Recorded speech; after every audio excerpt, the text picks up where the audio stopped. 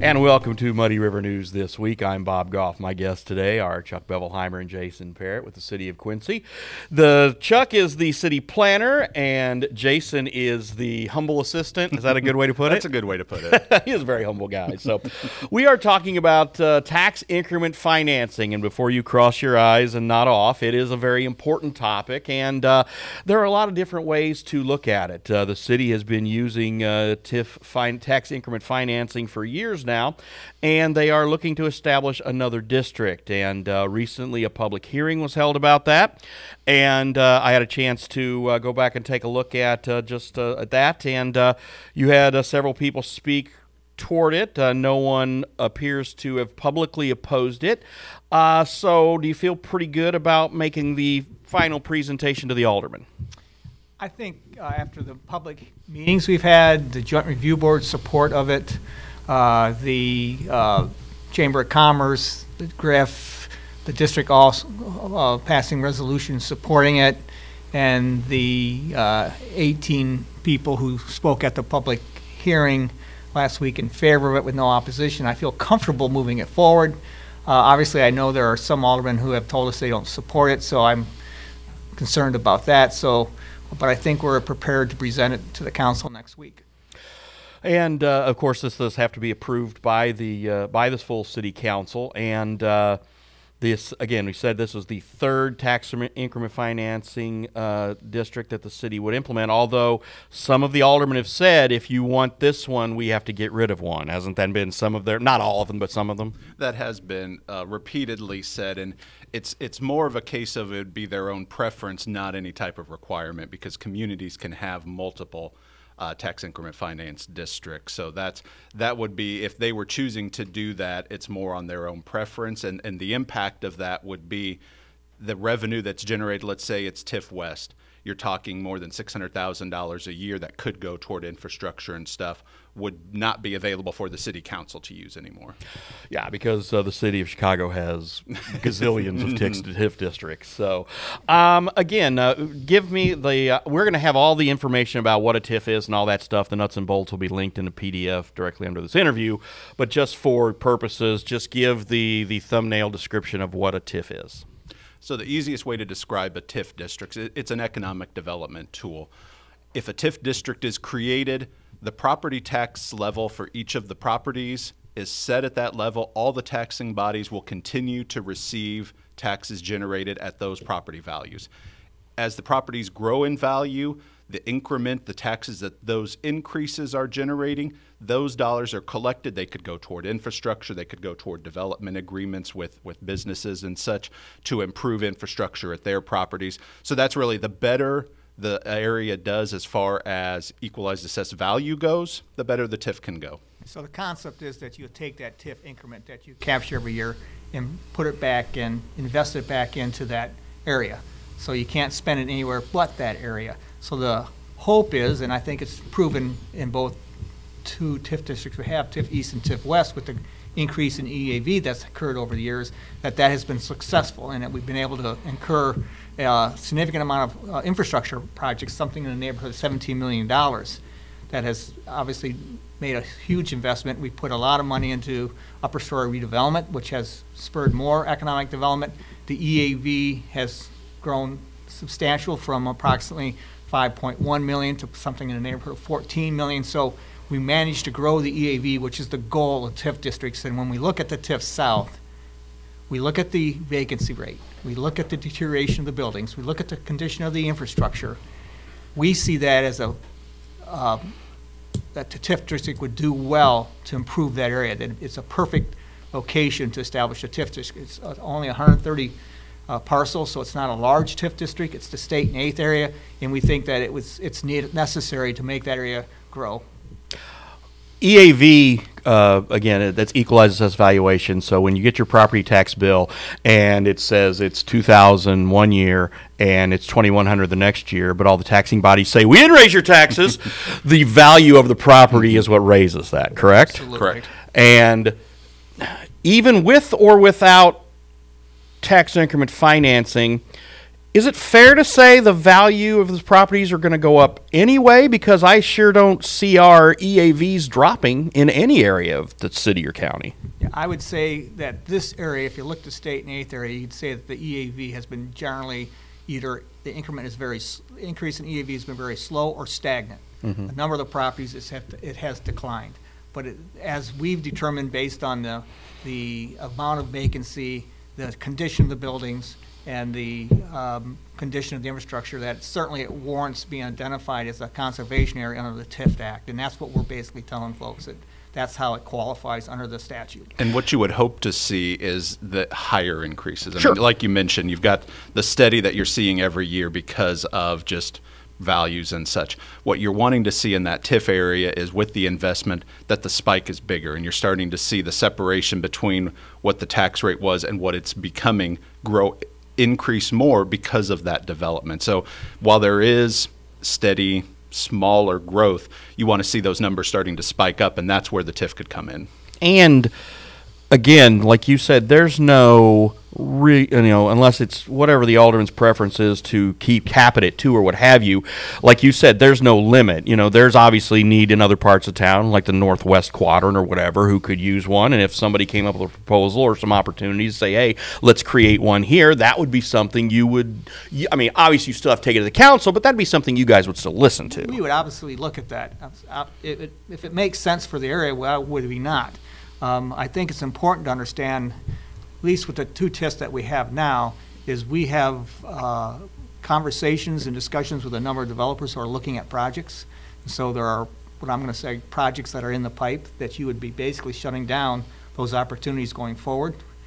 Certainly the amount of infrastructure investment that's still necessary within the existing 2 TIF districts. I think the number that I saw from engineering is something like $15 million worth of street work, another $3 million worth of parking lot improvements that are necessary. So there's a lot of need that still exists within the existing TIF. Even though we spent the $17 million, we've got about, I'd say, 60–70% of the way through the downtown in terms of doing the type of improvements that are necessary.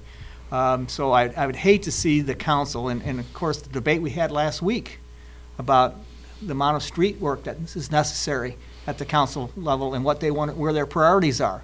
It seems to me that you'd be cutting your nose off to spite your face to cut the 2 TIFs or reduce one of the TIFs when you have the amount of infrastructure work that's necessary in the downtown with all the other work that needs to be done throughout the city. Of the 200 miles of roads, I think 20% are in good condition. Yeah. So why would you not utilize that resource to at least focus in the targeted area that the TIF would allow? The discussion that Chuck's talking about was out of the roundabout discussion last week. And we're not talking about roundabouts here. Even though Chuck tried to trick me into it, we're still not. So you talk about some of the other needs. One of the TIFs can obviously be used for parking. And the parking lot that is directly to the south of the Croc is one that is being considered, right? Or is that in the pipeline already? That is in the engineering pipeline. Okay. We've asked engineering to take a look at that and start the design work. But I want to be clear that while, some people, and a lot of TIF work was done in order to entice the Croc Center to be built in the first place, right? Yes, it was. So, but that parking lot, people are like, well, that's a Croc parking lot. Well, it's really not. A ton of county employees park there. I know that's one thing. And then, from some of the other firms that are downtown, I know they also utilize that too. So no confusion. That is not a Croc Center parking lot, but some of their employees, I'm sure, do use it too. But again, we have a lot of county employees who also use it because the county, obviously, with the building of the jail, and I know parking was moved there a lot. But then when the police department went there, they needed even more parking at the courthouse as well. So, so I said the TIF funds can be used for multiple things. One thing that when I was doing my research, because I've done, again, you doing this job as long as I've done it, I've been through all the iterations of TIF and what they can and can't do, and sometimes my eyes get a little blurry over it. But I had forgotten that you can actually use it for property acquisition as well, correct? Correct. We were involved when the health department moved out of the, when the health department moved into the old Blue Coach food property.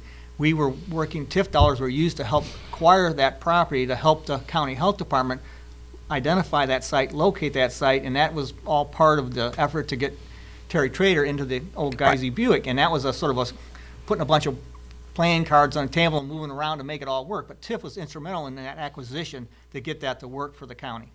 And as part of that, when you look at, you mentioned that part of town, is that considered TIF 1 or TIF 2? That's TIF 1. That's TIF 1. West, yeah. And TIF, so that's TIF West, and then the original TIF, what are those boundaries? The original TIF, you're talking about back in the day when Peter Avenue set it up for the Holiday Inn? Yes. That goes back to the early 90s, or early 80s, and that was just the Holiday Inn, and then the parking lot H just to the north, right before you get to the Lincoln Douglas facility.